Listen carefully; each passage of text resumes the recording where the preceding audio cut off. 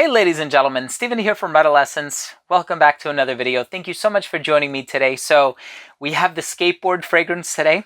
This one is by Carolina Herrera, and this one is called 212 Men Heroes, and one of the subtitles on the box is Forever Young.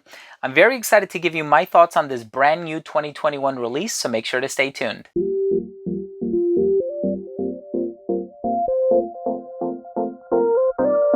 Now, before I begin my fragrance review of 212 Men Heroes by Carolina Herrera, and I tell you all about this fragrance, if it reminds me of anything else, how long it lasts, what notes are the most prominent on my skin at least, I do want to mention that if you are a fan of fragrance-related content, if you like fragrance reviews just like this here on YouTube, but also top 10 videos, giveaways, unboxings, and more, please do consider supporting this channel by subscribing to it.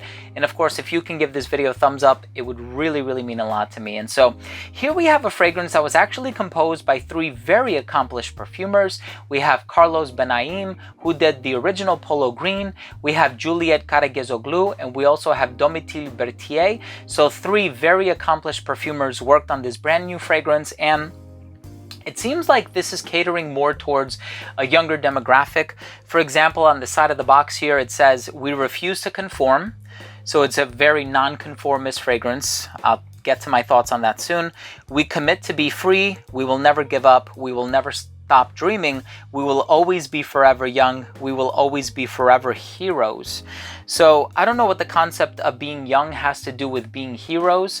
I think if they went more in terms of that narrative, maybe they would have put a cape on the bottle or something like that. I mean, this definitely has a lot to do with that punk rock aesthetic and, you know, the hot topic culture and skateboard culture. And, you know, I used to ride skateboards when I was much younger and much lighter. I'm a little bit older now and heavier. But in any case, this is a fragrance that is inevitably marketed towards a younger demographic. And so I'm going to be giving you my thoughts on this fragrance that seems to have a pretty unique note breakdown. Let's see how much that translates to the actual smell. But let's start things off with the presentation.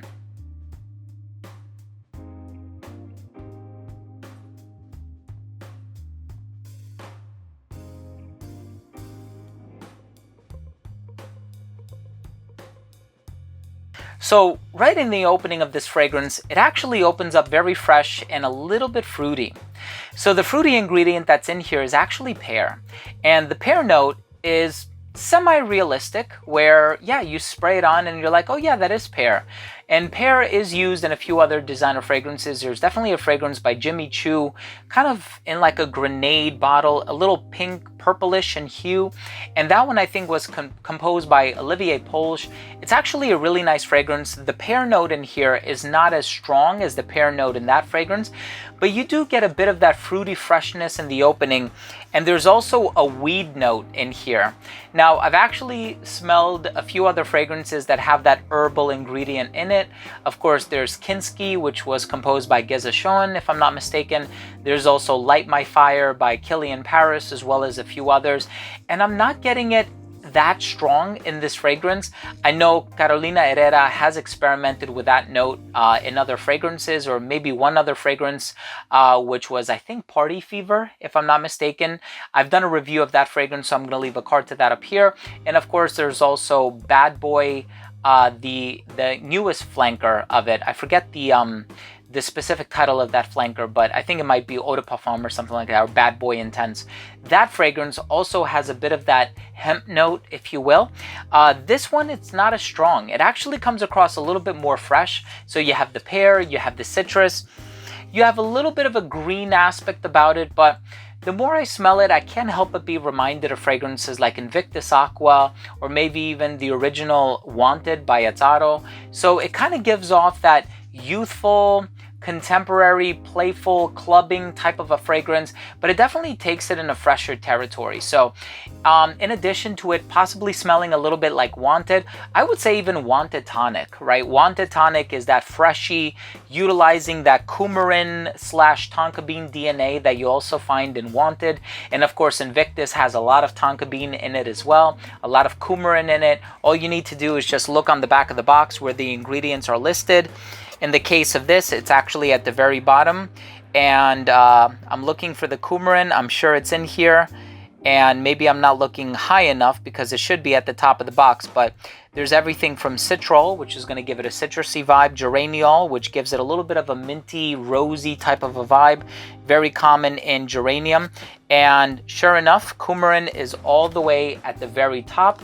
And if you know, the more concentrated ingredients are up at the top. The ones that are not as strongly concentrated are towards the bottom. So there's sure a lot of coumarin in this, which is giving that tonka bean vibe. And yeah, the truth is written in plain text.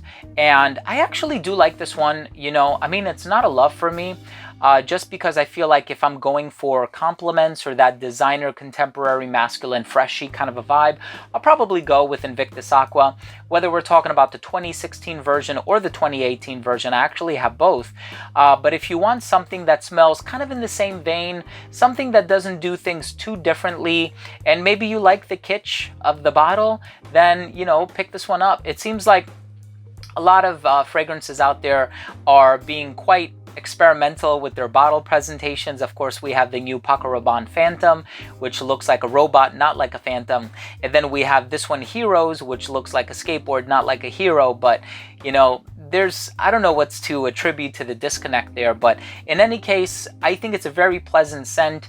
If you're maybe like a high school student or a college student, maybe you play with tech decks at home and, you know, you want some of that to translate into your fragrance, I wouldn't suggest putting this in a tiny half pipe or anything like that. It's probably going to crack and spill all over the place. But in any case, if you are a collector of these kitschy types of bottles and you like that stuff, then definitely check this one out. In terms of the smell, I think it's a compliment-worthy DNA. I think it's the type of fragrance that people will find very pleasant. I don't think it's the type of DNA that smells too bold or robust, not the type of thing that's going to turn heads necessarily, but it's the type of fragrance where if you do wear it, you know you're playing it safe, you know you're going to smell pleasant, you're not going to offend anybody, and heck, you might even land a compliment or two. Let's go ahead and finish things off with my overall assessment. So first up, in terms of the uniqueness and the overall assessment, it's a scent that you've inevitably smelled before. So when you smell it, you're going to be like, this smells awfully familiar. And I think there are a lot of fragrances, whether it be YSL or, you know, Invictus Aqua or Azzaro Wanta Tonic, that kind of give off that similar vibe or that similar DNA. So I don't think it's anything groundbreaking per se. I do think it smells really pleasant, and I do think it gives off a very you know, plain, simple, yet friendly vibe and friendly demeanor about it. So if that's what you're in it for, you want something that smells contemporary and youthful and something that would be appropriate for a younger demographic, I think you're looking in the right place. In terms of the longevity, you can expect about 6 to 7 hours on your skin. It is kind of light in the opening with the pear and the citrus. And then in terms of the projection, it projected really well for the first hour of application, maybe a little bit beyond an arm's length for the first 20 to 30 minutes. And then it didn't start to sit closer to the skin until about that 4.5 hour mark. And so I would say the performance is in the average territory, not above average by any means, but it'll definitely give you the type of performance that you would come to expect from a fragrance like this. In terms of the versatility, I think this one is suitable for the hotter weather, and so probably now is not the right time to buy it since we are going to be entering the autumn season very soon. I think this one definitely comes across smelling casual. I wouldn't wear this one in a formal scenario. It does lean a little bit masculine in terms of how much coumarin is being used in here, and I think this one will definitely appeal to a younger demographic as opposed to somebody in their 40s, 50s, or 60s, or even beyond that. And in terms of the presentation, same thing I'll say about 1 million presentations or Paco Rabanne Phantom.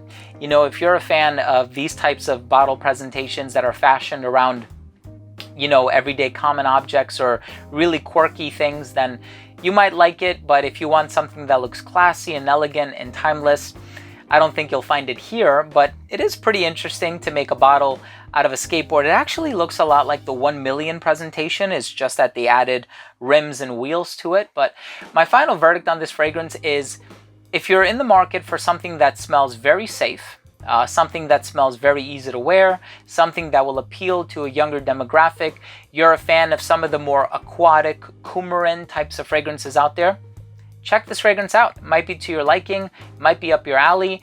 My mother actually purchased this for me upon my request because she was actually flying back into the States from Europe and she saw it in duty free, and I said, you got to pick it up because it's not available here in Macy's. And so, you know, I'm happy that I've had the opportunity to review it for you, and I really hope you took something of value from this review. That was my review of 212 Men Heroes, subtitle being Forever Young by Carolina Herrera. If you did take something of value from this video, I would really appreciate it if you would consider supporting this channel by subscribing to it.